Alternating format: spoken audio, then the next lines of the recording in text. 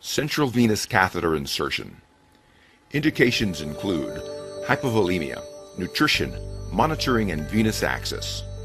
Determining the insertion site must take into account several important aspects of the operator and the patient. No line should be placed without adequate supervision if the operator is not comfortable with the technique. Patient factors such as body habitus, previous site placement, or known DVT may also influence the insertion site.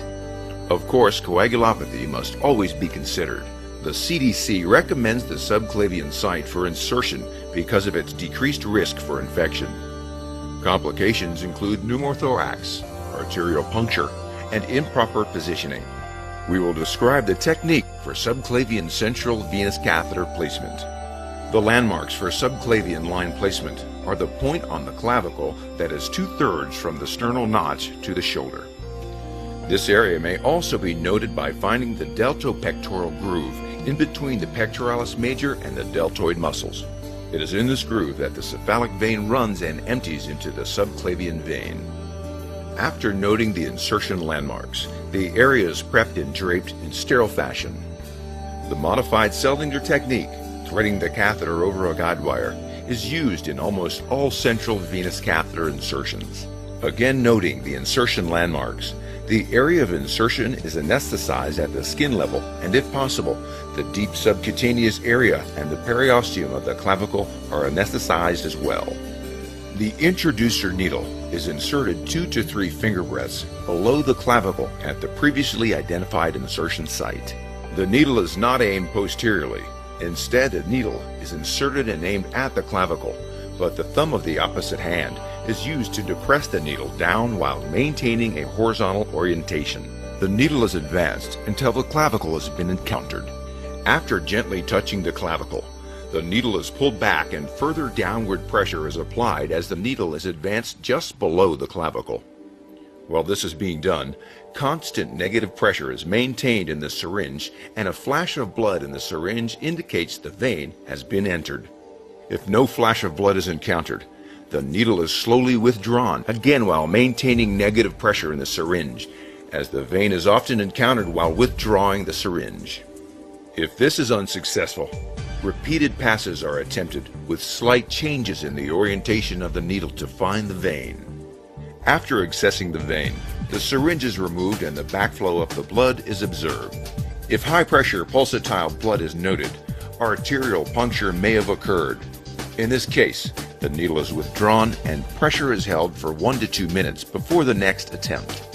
If multiple attempts are unsuccessful, it is often wise to try another entry site. Please remember that before switching to another side of the chest or neck for a second attempt, a chest x-ray should be obtained to rule out a pneumothorax on the side of the previous attempt. Of course, certain emergent conditions may preclude this.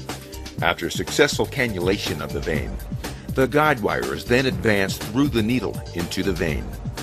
At this point, cardiac monitoring with an audible EKG tone is essential to note the development of any arrhythmia. An increase in PVCs may occur and denote the presence of the guide wire in the heart. If an unstable rhythm should develop, the wire should be immediately withdrawn and treatment instituted if necessary, although the arrhythmia frequently disappears when the wire is withdrawn. Once the guide wire has been advanced almost completely, the needle is carefully removed. A number 11 scalpel is then used to make a stab incision in the skin immediately adjacent to the wire. The dilator is then used to dilate the track where the catheter will be placed. There will be increased bleeding after dilating, so gentle pressure at the insertion site is often helpful but not required. The catheter is then threaded over the wire into the vein. It is extremely important that the wire be advanced all the way out of the catheter until it exits from the brown hub before beginning to advance the catheter into the vein. It is absolutely necessary that the wire be held firmly while the catheter is advanced to prevent the wire from being lost in the vein. Once the catheter has been inserted to 20 centimeters, the wire is removed.